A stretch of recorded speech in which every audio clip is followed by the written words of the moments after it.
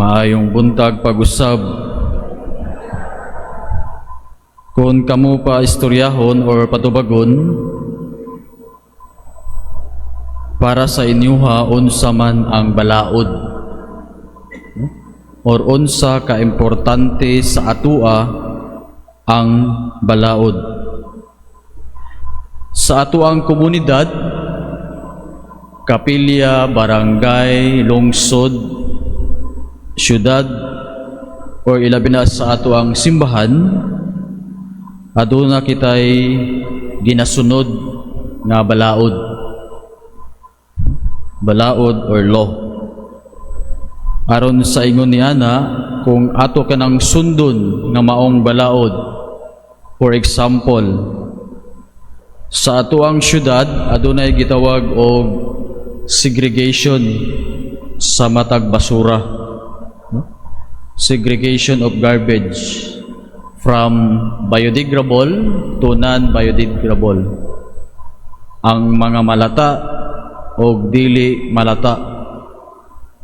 No? Kabalo naman siguro mo kung sa kalainan nila, no? Na nagingon nga katukunong wala kasabot sa kalainan sa duha, malata o dili malata, ang ikatulo nalata. No?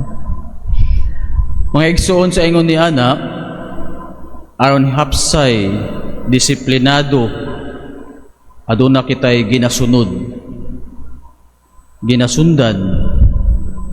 direction aron dili gubot, hapsay disiplinado ug limpyo ang palibot. Kung sundon kana nato nga adunay segregation sa matag lungsod, balay, panimalay, komunidad, bisan pa usa ka gamay sa basura, sa dulce or kanang itong candy wrapper, dili gyud nato intawon makita diha sa ato ang panimalay or palibot kung ato kining ginasunod nga simple nga balaod.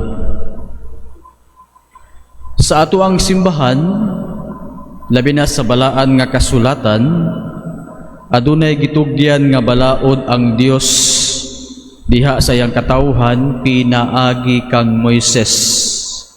Katubitong nagpakita ang Ginoo kang Moises, ang Yahweh, napakita si Yahweh kang Moises ug naghatag kaniya og napulo kasugo, ang 10 Commandments. Iya kanang gihatag aron ang mga bag-ong Israelita sa pagsugod sa ilang kinabuhi human sila giluwas o gidala sa dalan o promise. Aduna sila'y direksyon sa ilahang kinabuhi. Mao kana ang balaod nga gihatag sa Dios. Ang problema lang, nagkadugay ang panahon, milabay ang dakong katuigan, ang maong balaod para sa ilaha nagkagamay o sa laktod nga pagkasulti, wala naman nila kini ginasunod. Ingon ana pod ang atong kinabuhi usahay. Gitagaan kita og balaod diha sa atuang komunidad or sa atuang simbahan. Subo paminawon tungod kay hantod karon, imbis na atuang sundon itudlo sa uban, nakalimtan na Hinuo nato ang maong balaod.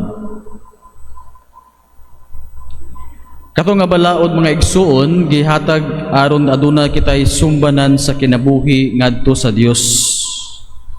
O kani nga mga sugo ipatudlo unta nato sa uban ng maong balaod. Sama sa nadungog sa atong ebanghelyo karon. Ang atong ebanghelyo nagingon, ang magtuman sa maong balaod ug magtudlo sa uban sa pagbuhat ingon mahimong untang dako sa gingharian sa Dios.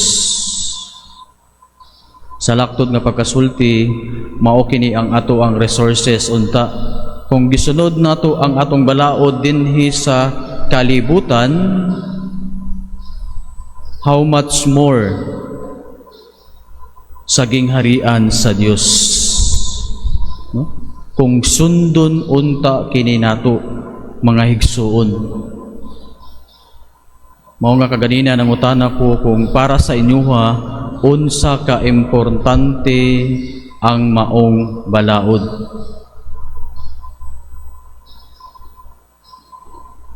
Mga igsoon, adunay panultihon, we cannot teach what we don't know.